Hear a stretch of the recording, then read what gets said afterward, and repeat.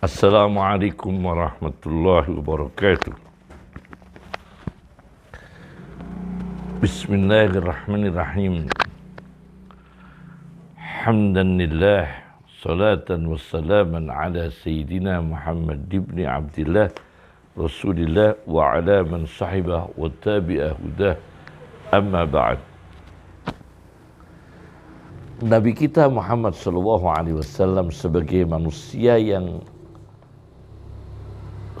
paling sempurna, paling benar, paling bijaksana, paling adil, terjaga dari dosa, maksum.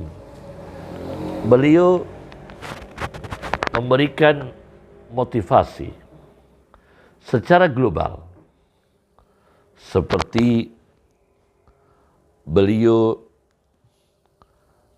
memuji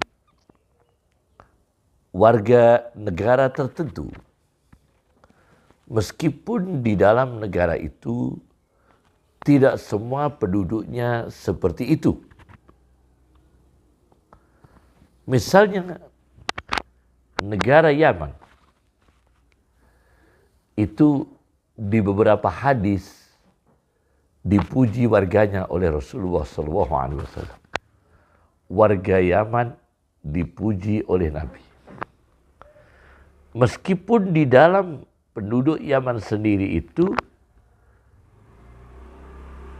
hidrogen, ada yang baik, ada yang buruk. Tapi Nabi kita memberikan pujian secara global. Apakah kemudian kita yang bangsa lain, kemudian kita iri hati membantah sabda Nabi itu? Nabi kita memuji Yaman, kemudian kita bantah Nabi kita. Yaman buruk karena di sana menjadi komunis.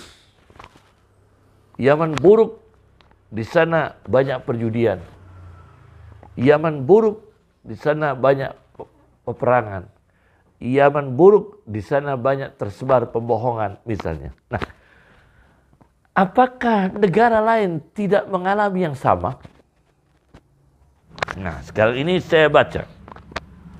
Akan saya ungkapkan. Satu, negara Yaman lahirnya genetik pemimpin ahli sunnah wal jamaah sedunia yang diikuti oleh umat ahli sunnah wal jamaah Indonesia. Abul Hasan al-Ash'ari itu keturunan Yaman. Kita harus tahu. Ini sebuah penelitian riset ilmiah, Tabyinu Kidbil Muftari Fima nusiba ilal Imam Abil Hasan al-Ash'ari, karya Ibnu Asakir, yang punya kitab Tarikh Madinah di Masqah, 80 jilid. Di ruang saya ini ada. Saya baca di halaman 31, 32, dan 23. Bagaimana? Satu, Rasulullah SAW bersabda, "Yaqdamu alaikum qaumun," akan datang atas kalian kaum hum araqqu afidatan minkum, yang hati mereka kaum, hati mereka bangsa lebih lunak daripada kamu sekalian. Datanglah akhirnya faqadimal asy'ariyun, maka datanglah orang-orang Asy'ari, keluarga dari Asy'ar, minhum Abu Musa, di antara mereka Abu Musa al-Asy'ari dari Yaman. Tuh. Kemudian ini di bab tentang warga Yaman. Kemudian hadis yang lain, qala Rasulullah SAW, "Atakum ahlul Yaman hum ad'afu wa araqqu af'idatan. Al-iman Yaman wal hikmah Yamaniyah." Datang kepada kalian penduduk Yaman, hum ad'afu wa araqqu af'idah, Hati mereka lebih lemah, yakni lebih lemah, lebih mudah untuk menerima nasihat. Wa araku, lebih lunak. Afidah, hati. Al-yama, al-iman yaman. Iman di Yaman. Wal hikmah yamaniyah, ilmu pengetahuan dan bijaksana di Yaman. Nah, apakah kemudian sabda Nabi kita ini kita bantah? Tidak. Yaman banyak kebodohan. Yaman banyak perjudian. Yaman banyak pemerkosaan. Yaman banyak peperangan. Yaman komunis. Indonesia pun pernah mengalami ada komunis, ada PKI, ada pemberontakan PKI. Apakah kita kemudian menjelekkan negara Indonesia? Indonesia pun pernah ada pemberontakan, ada perjudian massal, ada tempat prostitusi, ada lokalisasi. Tetapi kita tetap memuji negara Indonesia dengan sekian banyak kebaikan dan keistimewaan. Dan mereka yang sementara ini buruk, kita doakan hidayah. Negara kita doakan hidayah dan perlindungan Allah Subhanahu wa ta'ala, Indonesia yang kita cintai. Kemudian di halaman 23, Abul Hasan Al-Asy'ari, pemimpin Ahli Sunnah wal Jamaah dunia, juga Abu Mansur Al-Maturidi, yang keturunan Yaman, Abul Hasan Al-Asy'ari, yang diikuti kita, umat Islam Indonesia, Sunni. Abul Hasan, namanya Ali bin Ismail, ibn Ishaq, ibn Salim, ibn Ismail, ibn Abdullah, ibn Musa, ibn Bilal, ibn Abi Burdah, ibn Abi Musa Al-Asy'ari. Yaman. Bukan Indonesia, pemimpin Ahli Sunnah wal Jamaah, Abul Hasan Al-Asy'ari. Bukan secara genetik dari keturunan Indonesia. Bukan Malaysia, bukan Brunei, bukan Filipina, bukan kota Lasem, bukan kota Malang, bukan Banten, bukan Pekalongan. Tapi dari negara Yaman, keturunan dari Yaman. Ya kita tahu Yaman banyak ada keburukan. Tapi kita tetap mengakui keutamaan, kelebihan Yaman. Seperti Rasulullah SAW yang bijaksana, adil, tidak menyebut jelek-jeleknya. Misalnya menyebut jeleknya dalam konteks menasihati, bukan konteks kebencian. Konteks kebencian dan sentimen sebagai warga negara. Ini nanti ketularan Mustafa Kemal Atatürk. Yang kedua, penelitian riset Ibnu Battutah. Ibnu Battutah, ilmuwan dunia, bukan hanya tukang ceramah, bukan hanya tukang pidato, tapi ilmuwan dunia. Ibnu Battutah, riset tentang Yaman. Rihlah Ibni Battutah, Tuhfatun Nuddar fi Ghoraibil Ansar. Saya baca. Pertama, beliau riset tentang Yaman, menyebut beberapa kebaikan Yaman. Di antaranya, di halaman 263. Wa idza sallul asra ijtama'u lidzikri baina yaday syah ila salatil maghrib.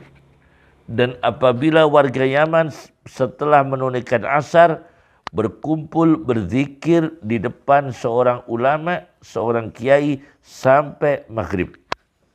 Wa idza shallul maghrib akhadha kullu wahid minhum mawqifahu litanaful. Dan apabila menyelesaikan sholat maghrib, mereka mulailah di antara mereka posisi menunaikan sholat sunnah. Fala yazaluna kadhalik ila sholatil isya al-akhirah. Dan itu dilakukan sampai sholat isya yang terakhir. Fa idza shallul isya al-akhirah setelah mereka menunaikan salat Isya yang terakhir, aqamu ala dzikri ila sulusil lail. Mereka tetap berzikir sampai sepertiga malam, summan sarafu, kemudian baru pergi pulang. Ini riset Ibnu Battutah. Bukan jeleknya riset ini. Sosiolog dan antropolog Ibnu Battutah. Jangan dibandingkan dengan penceramah. Jangan dibandingkan dengan ustadz. Dengan kita-kita ini jangan dibandingkan. Ini ulama besar. Faqih, al-jughrafi, ahli geografi, ilmuwan, antropolog, ahli sejarah. Kemudian yang kedua, riset Ibnu Battutah, Rihlah Ibnu Battutah tentang negara Yaman. Beliau mengatakan, di sana terdapat Wadil Khosib, lembah yang subur. Dan inilah yang diwasiatkan Nabi Muhammad SAW kepada Mu'ad bin Jabal. Ya Mu'ad, idza ji'ta Wadiyal Khosib faharwil. Wahai Mu'ad, apabila kamu datang di Yaman, di lembah Khosib, maka berjalanlah dengan cepat. Segera kamu ke sana. Rihlah Ibnu Battutah di halaman 264. Apakah kemudian kita membantah Nabi? Di Yaman tidak subur, gersang, banyak kemiskinan, banyak orang kelaparan. Nabi sedang memuji. Di Yaman ada lembah yang subur, Wadil Khosib. Rasio kita pakai akal. Jangan emosi. Pakai akal sehat. Yang ketiga, riset Ibnu Battutah di halaman 265.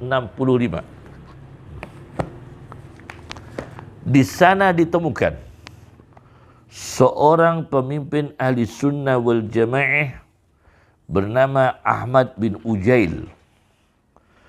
Ketika berhadapan dengan sekelompok yang kelompok ini, mereka ini meyakini bahwa tidak ada takdir Allah kepada perilaku manusia. Berarti ada sebagian warga Yaman alirannya sesat, tidak mengakui takdir Allah terhadap perilaku manusia. Ketika berhadapan dengan Ahmad bin Ujail, seorang wali, seorang ulama besar di Yaman. Ketika di depan beliau ngetes. Kalian tidak percaya Allah mentakdirkan perilaku manusia. Kalau begitu, faqumu an makanikum hada. Maka berdirilah kalian, karena berdiri itu buatan manusia. Kalian berdirilah dari tempat kalian ini, tinggalkan tempat ini sekarang, berdirilah. Fa'aradul qiyam falam yastati'u. Mereka menggerak-gerakkan, tidak bisa berdiri. Kalau berdiri itu perilaku manusia, buatan manusia, berdirilah.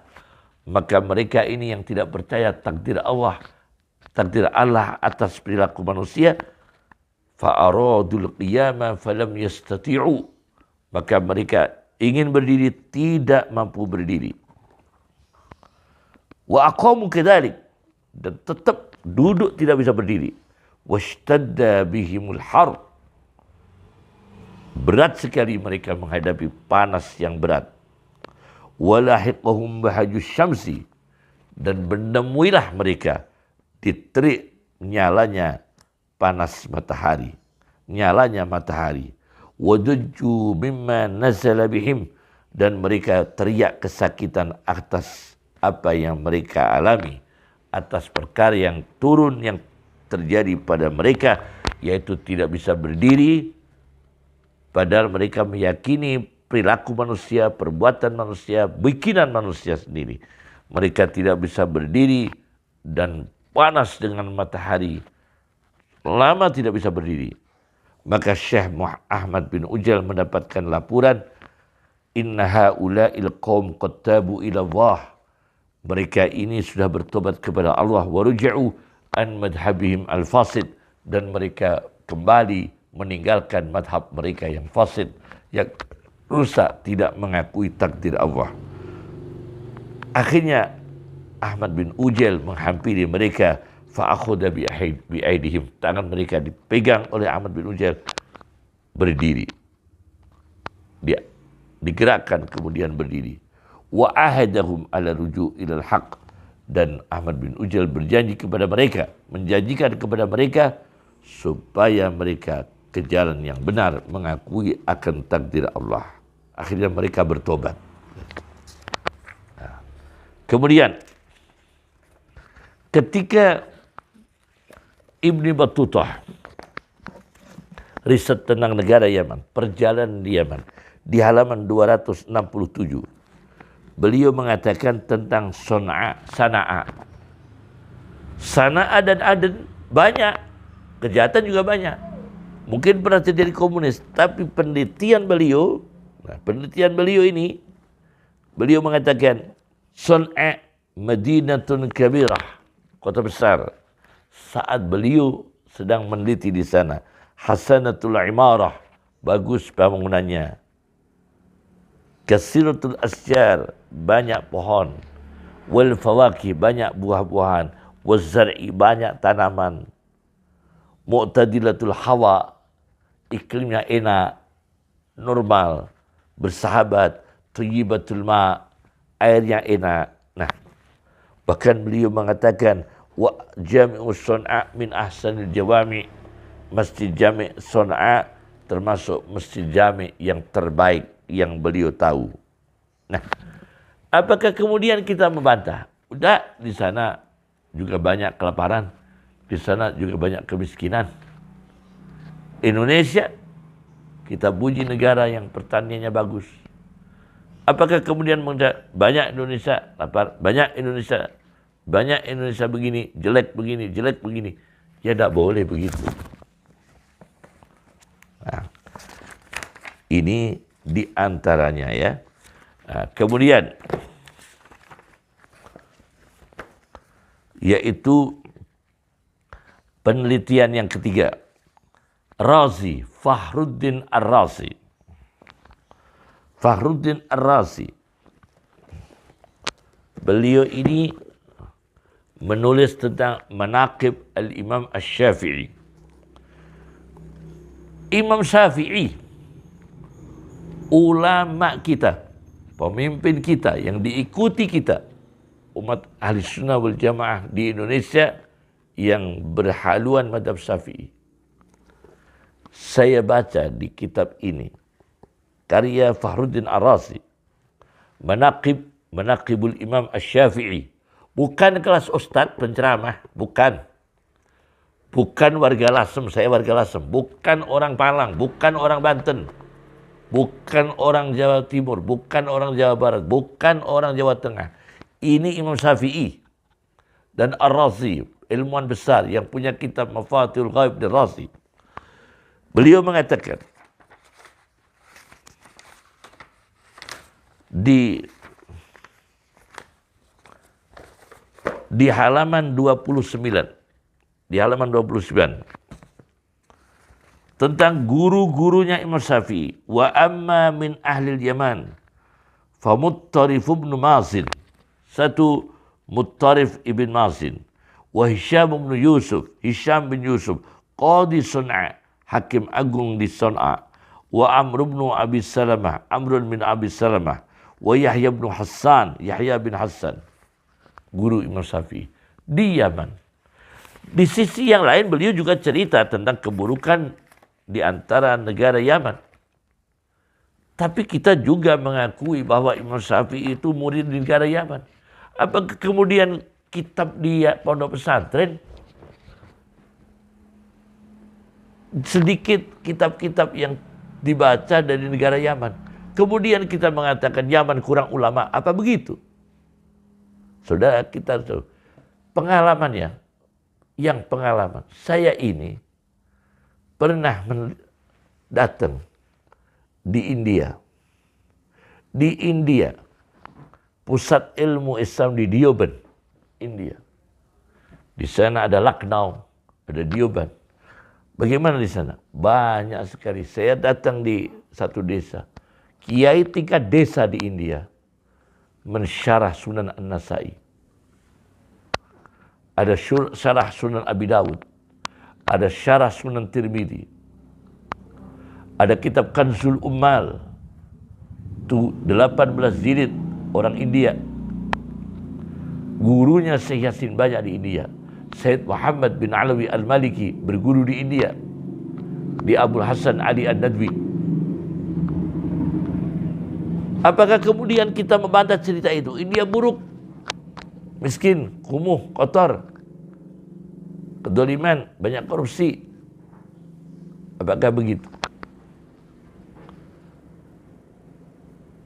Kita sebagai orang itu pakai ilmu ya. Bicara pakai ilmu, kesantunan dengan ilmu. Santunnya pakai ilmu. Raut muka pakai ilmu. Raut mukanya itu berilmu.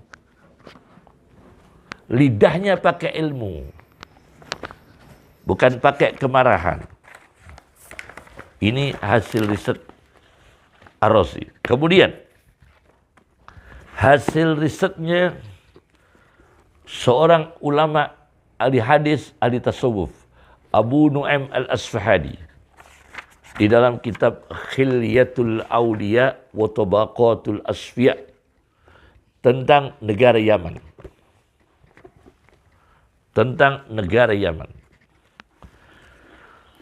Di jilid 9, halaman 144. Bagaimana Imam Syafi'i mengatakan, Muhammad bin Idris mengatakan, kharajtu ilal Yaman fi talabi kutubil firasah hatta katabtuha wa jama'atuha. Aku keluar ke negara Yaman untuk mencari referensi ilmu firasat. Hatta katabtuha, sehingga aku kumpulkan buku-buku itu, aku tulis. Hatta katabtuha, sehingga aku tulis tentang firasat, wa jama'tuha, dan aku kumpulkan.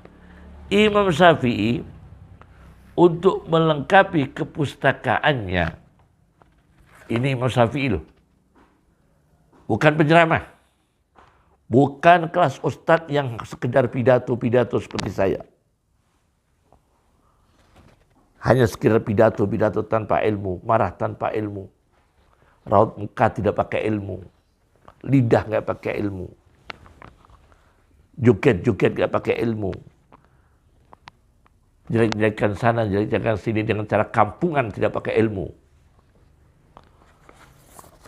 Ini Abu Nu'aim Al-Asfahani, kitab yang mendunia, Khilyatul Awliya wa Tabaqatul Asfiya.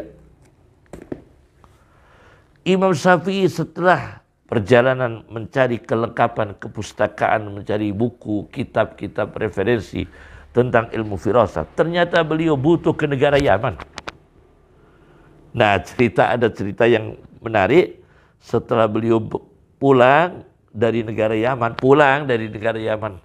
membawa kitab-kitab dan catatan studi tentang ilmu firasat. Beliau di dalam ilmu firasat itu, kitab-kitab firasat yang ditemukan oleh Imam Syafi'i, di situ ada studi begini. Orang yang kikir, indikasinya diantaranya azraqul ain, yaitu biru matanya, natiul jabhah, nonjol dahinya, natiul jabhah, nonjol dahinya, sinat, tidak berjenggot. Ilmu firasat, orang yang matanya biru, jidatnya nonjol, tidak berjenggot. Dalam ilmu firasat buku di India, temuan Imam Syafi'i biasanya kadang kikir. Tapi beliau dalam perjalanan meninggalkan India bertemu orang yang ciri-cirinya persis seperti itu. ternyata beliau melayani Imam Syafi'i yang singgah di rumahnya dengan baik. Bermalam di sana, dikasih makan, hewan tunggangan, hewan kendaraan Imam Syafi'i juga dikasih makan, mandi di sana. Terkejut Imam Syafi'i, kok tidak sama ya dengan pelajaran yang aku temukan di negara Yaman. Maka Imam Syafi'i membuang kitab-kitab dari Yaman itu yang berisi ilmu firasat. Karena kok gak sama dengan orang yang saya temui yang ciri-cirinya matanya biru, asraqul ain, dahinya nonjol, natiul jabhah, tidak berjenggot, sinat, ternyata orangnya baik, ngasih makan, ngasih tempat tidur, mandi, makanan untuk binatang kendaraan, hewan kendaraan. Ternyata setelah Imam Syafi'i sudah terlanjur membuang kitab-kitabnya, karena pikiran Imam Syafi'i jangan-jangan kitab ini menyesatkan begitu. Setelah dibuang, dilempar, ketika Imam Syafi'i pamit, terkejut diminta bayar Imam Syafi'i.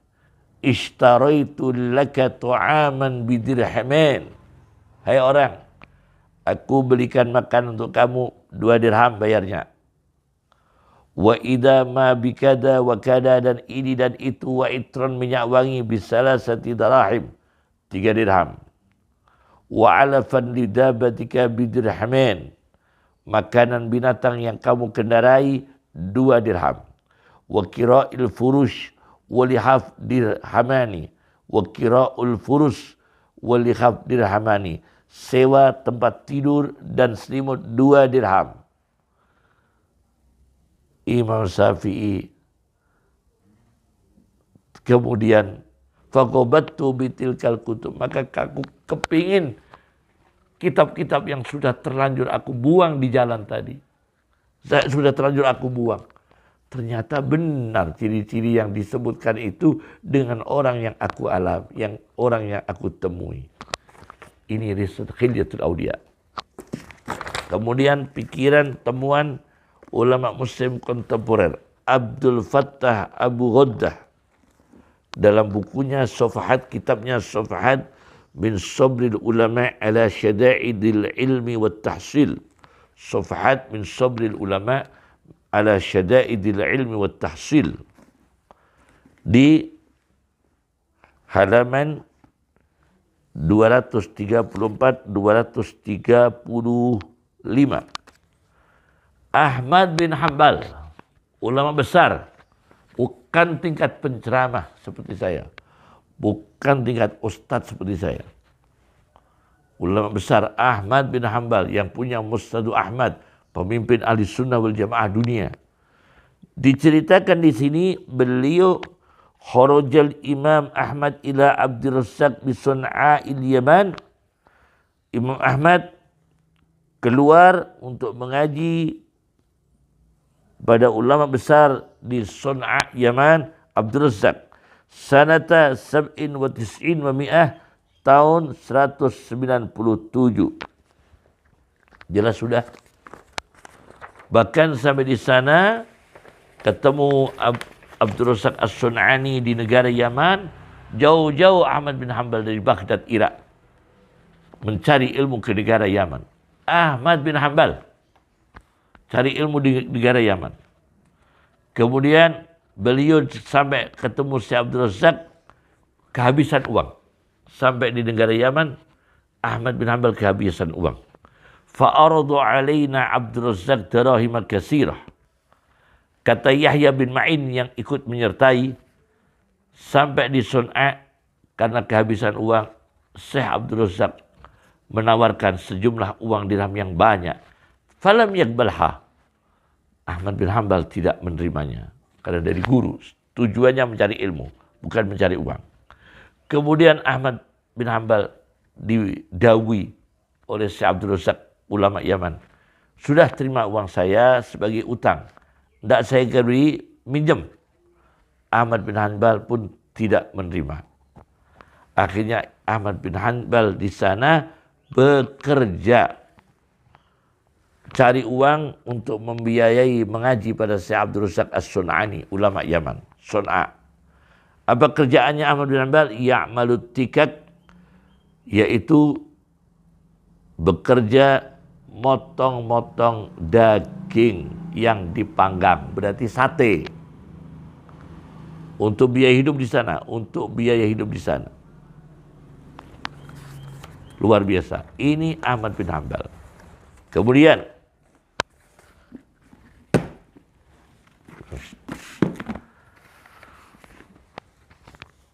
orang Yaman dengan segala kekurangan dan kelebihan, ya seperti bangsa Indonesia juga dengan segala kekurangan dan kelebihan.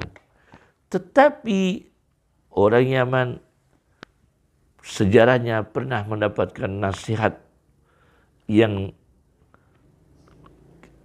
secara moral dinasihati langsung oleh Al-Quran. Ini luar biasa. Hidayah dari Allah. Nasihat untuk warga Yaman langsung dari Al-Quran. Disebutkan dalam tafsir At-Tabari. Muhammad bin Jarir At-Tabari, Jami'ul Bayan.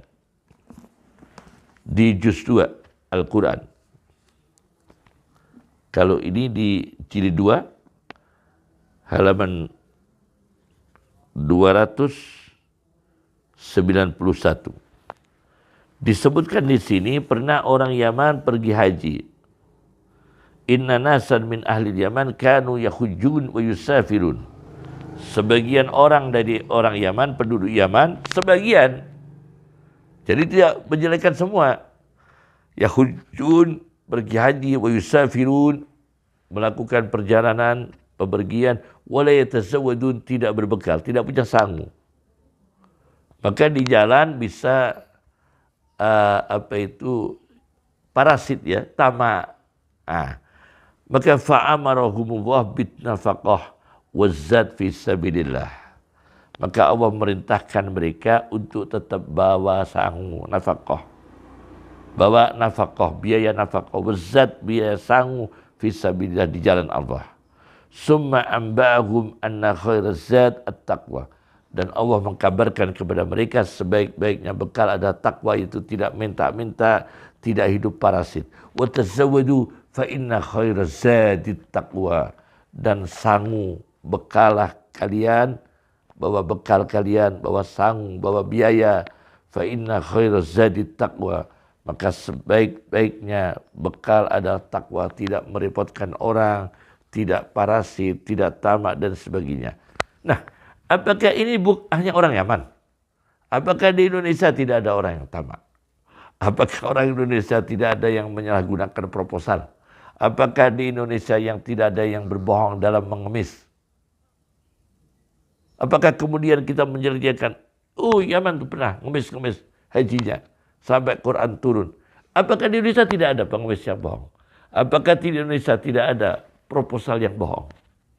Cari dana sana sini untuk santunan yatim piatu yang bohong. Apakah tidak ada? Apakah kemudian kita menjelaskan itu bangsa Indonesia seperti itu semua? Ya tidak boleh. Justru kita ambil orang Yaman melakukan itu. Luar biasa, Al-Quran memberikan hidayah, membawa hidayah untuk mereka, untuk meluruskan etika mereka. Yang kemudian mengilhami untuk kita semua, umat Islam di dunia, termasuk bangsa Indonesia. Jangan parasit, jangan tamak, jangan bohong, dan jangan profesi mengemis, hindari. Jangan minta-minta, jangan merepotkan orang. Itu loh, orang Yaman pernah dinasihati oleh Allah, pernah ditegur. Apakah kemudian kita menjelekan Yamannya, tidak menjelekan kita sendiri, melupakan kejelekan di antara kita sendiri? Apakah begitu? Nah, ini kemudian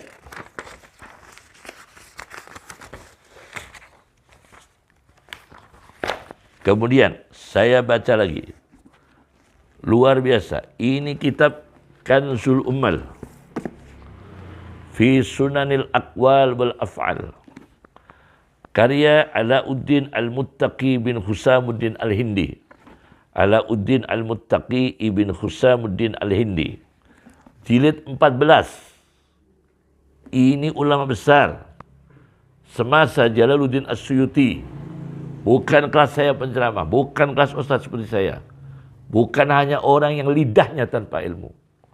Bukan orang yang raut mukanya tidak pakai ilmu. Ya. Di sini menceritakan tentang Uwais Al-Qarani. Ini warga Yaman, wali besar dari Yaman, ulama Yaman. Ini wali besar dari Yaman, bukan dari Indonesia. Bukan. Uwais Al-Qarani orang Yaman. Saya baca di hadis nomor 37.832, jilid 14, halaman 13-14. Ketika Umar bin Khattab menjadi khalifah, ketika musim haji, Umar bin Khattab melakukan peninjauan lapangan. Ijlisu, duduklah kalian, kecuali orang Yaman, illa man kana min ahli Yaman. Maka Umar bin Khattab mencari rombongan-rombongan haji itu diperiksa. Dari negara mana, dari negara mana, dari negara mana. Dicek oleh Umar bin Khattab ketika musim haji. Maka Umar bin Khattab setelah memeriksa rombongan-rombongan jamaah haji, maka sampai pada gilirannya rombongan jamaah dari Yaman. Kebetulan ada seorang laki-laki pamannya Uwais. Maka ditanya oleh Umar, pamannya Uwais, saudara dari keluarga Qaran? Iya. Saudara tahu Uwais? Tanya Umar. Orang itu jawab, kenapa Baginda Amirul Mukminin menanyakan itu? Menanyakan tentang Uwais. Karena pamannya ini tidak menganggap istimewa dengan keponakannya Uwais itu. Dianggapnya orang biasa. Bahkan sedikit meremehkan. Umar menangis. Umar menangis. Kata Umar, yadkhulul jannah bisyafa'atihi misru Rabi'ah wa Mudar. Hai, ingatlah, taulah kamu, Uwais yang Yaman itu dari keluarga Qaran, maka Uwais Al-Qarani akan masuk surga berkah pertolongannya, berkah syafaatnya. Sejumlah orang yang ditolong, yang disyafaati sebesar golongan Rabi'ah dan golongan Mudar akan mendapatkan syafaat sejumlah sebesar golongan Rabi'ah dan Mudar, disyafaati masuk surga barokahnya Uwais orang Yaman, Uwais Al-Qarani. Kata Rasulullah SAW yang didengar oleh Umar bin Khattab. Yaman. Apakah kita kemudian menjelaskan, jangan Uwaisnya, lihat tuh Yaman perampok.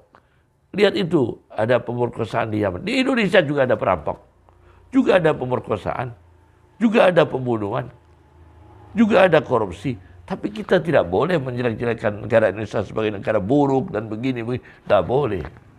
Kita harus melihat kebaikan-kebaikan negara Indonesia. Yang buruk kita doakan hidayah. Pakai ilmu. Bukan pakai emosi.